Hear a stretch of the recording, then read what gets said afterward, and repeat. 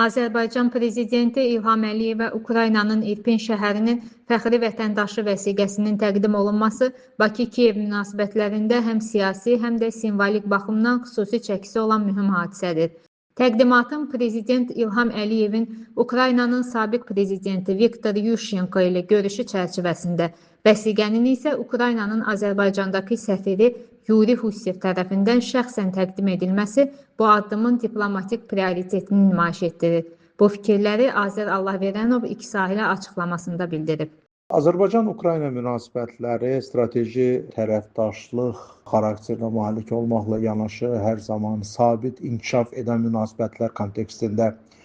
düşünürəm dəyərləndirilməlidir. Əgər biz müstəqillik dövrünə diqqət yetirsək, görərik ki, bir sıra dövlətlərlə Azərbaycanın münasibətləri hər zaman sabit olaraq qalıb ki, onlar arasında həm də Ukrayna xüsusilə sayılıb seçilir. Çünki burada ortaq tarix, ortaq dəyərlər və bəzi məsələlər fonunda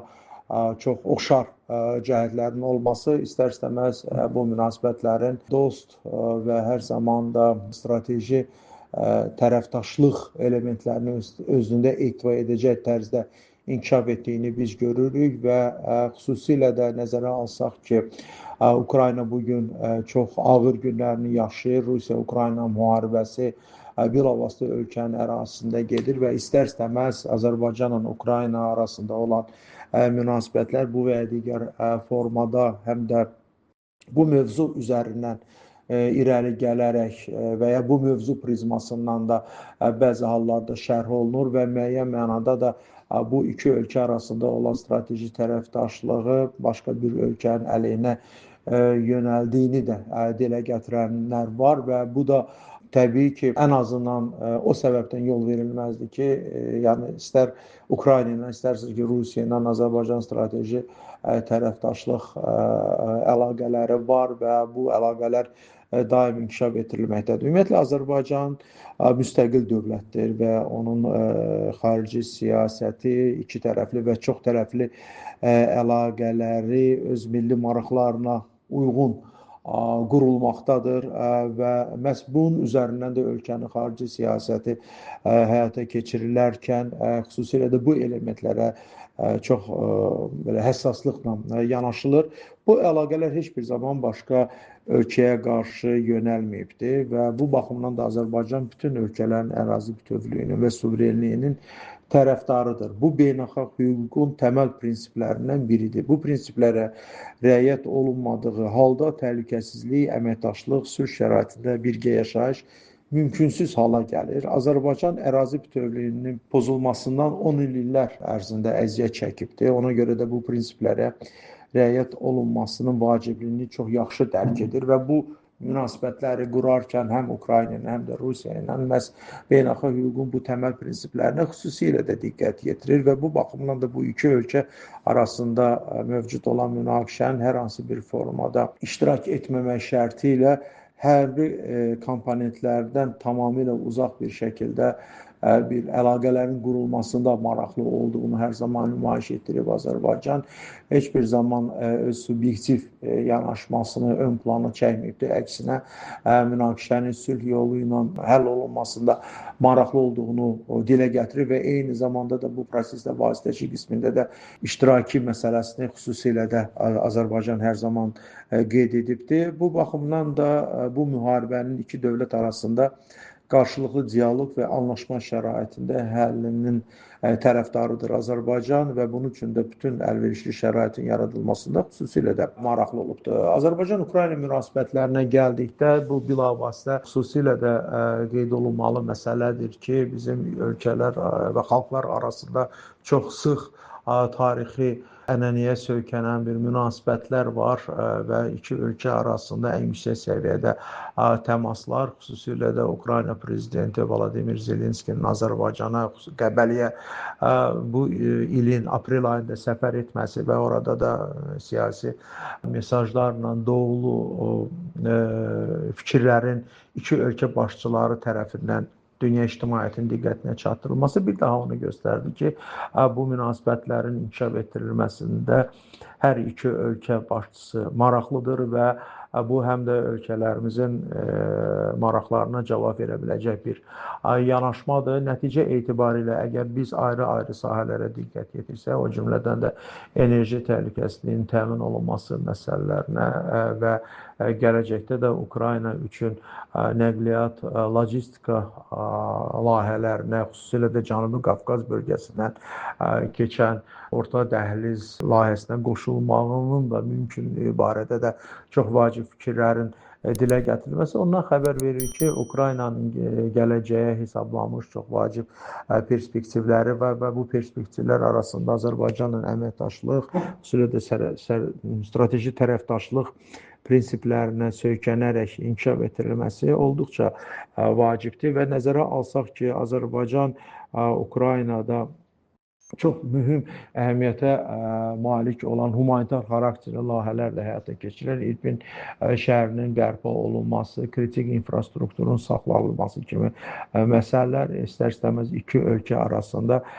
münasibətlərin daima sıx olmasını şərtləndirir və nəticə etibarilə də bu Azərbaycanın bu məsələlərdə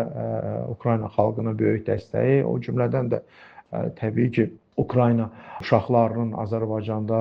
reabilitasiya proqramlarına cəlb olunması, İrpin şəhəri ilə yanaşı eyni zamanda Buça şəhərində də bərpa quruculuq işlərinin icra olunması və SOCAR-ın xüsusilə də Ukraynada fəaliyyətini diqqət mərkəzində saxlasaq, görərik ki, Azərbaycan bu zəmində çox böyük ölkə və xalq üçün mühüm əhəmiyyət kəsb edən layihələrin həyata keçirilməsini təmin edir və məhz bu səbəbdən də Prezident İlham Əliyevə İrpin şəhərinin fəxri deməli vətəndaşı vəsiqəsinin təqdim olunmasının da bir simvolik mənası var və bu da həm də Ukrayna xalqının və Ukraynanın bütövlükdə Azərbaycana və onun prezidenti cənab İlham Əliyevə göstərdiyi bir etimaddır ki, bu da şübhəsiz ki, çox yüksək dəyərləndirilir və nəticə etibarilə biz görürük ki, iki ölkə arasında münasibətlər daim inkişaf edir. Bu münasibətlər qətiyyən başqa bir dövlətlərə qarşı deyil və hətta Azərbaycanın xarici siyasət kursundakı o praqmatikliyə diqqət yetirsək, xüsusilə də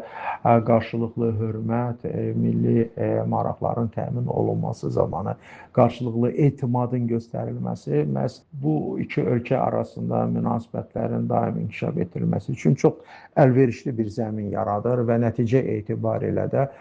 bu münasibətlərin bütövlükdə bu səviyyədə saxlanılması gələcəkdə xüsusilə də post-münaqişə dövründə böyük bir arealda, coğrafi bir ərazidə iki dövlət arasında münasibətlərin məhz bugünə qədər qazanılan uğurlar əsasında da yeni səviyyə qaldırılması üçün çox əlverişli bir şərait yaradılır. Yeri gəlmişkən yeni səviyyə və mərhələ barədə danışarkən xüsusilə də Azərbaycanla Ukrayna arasında bu ilin aprel ayında Qəbələdə imzalanmış sənədlərin də təfərrüatına diqqət yetirdikdə biz görürük ki, burada bir çox sahələrdə iki ölkə arasında münasibətlərin inkişaf etdirilməsi üçün çox əlverişli bir hüquqi baza formalaşmaqdadır. Nəticə etibarilə hökumətlər arası əlaqələr, müxtəlif işçi qruplar, təmaslar və o cümlədən parlamentlər arası əlaqələri də bu prosesdə çox fəal olduğunu gördüyümüz halda görürük ki, bir çox aspektlərdə iki ölkə arasında münasibətlərin inkişaf etdirilməsi üçün çox ciddi bir siyasi iradə var. Konkret bu istiqamətdə addımlar atılmaqdadır. Müxtəlif sahələrdə əməkdaşlıq özünün qabarıq şəkildə büruzə verməkdədir. Qarşılıqlı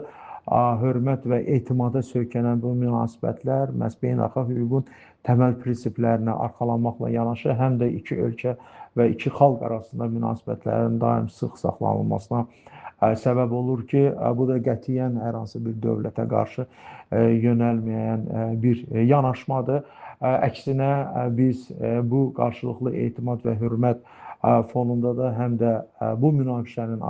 sülh yolunun aradan qaldırılması prosesində də Azərbaycanın özünə məxsus rolunu olduğunu biz həm də ölkə başçılarının dilindən də eşidirik və nəticə etibarilə bu da onu deməyə əsas verir ki, gələcəkdə də əgər belə bir ehtiyac yaranarsa, Azərbaycan bütövlükdə Ukraynanı bugün narahat edən məsələlərin, xüsusilə də Rusiya-Ukrayna müharibəsinin sülh danışıqları yolu ilə həll olması istiqamətində əgər dəstəyinə ehtiyac yaranarsa, bunun üçün çox əlverişli bir zəmin formalaşıbdır. Azərbaycanın bu istiqamətdə zəngin təcrübəsi də həm də bütövlükdə gələcəkdə bu münaqişənin həll olunmasına proyeksiya oluna bilər ki, bu da nəticə etibarilə hər iki ölkənin və xalqın maraqlarına cavab verəcək bir yanaşmadır.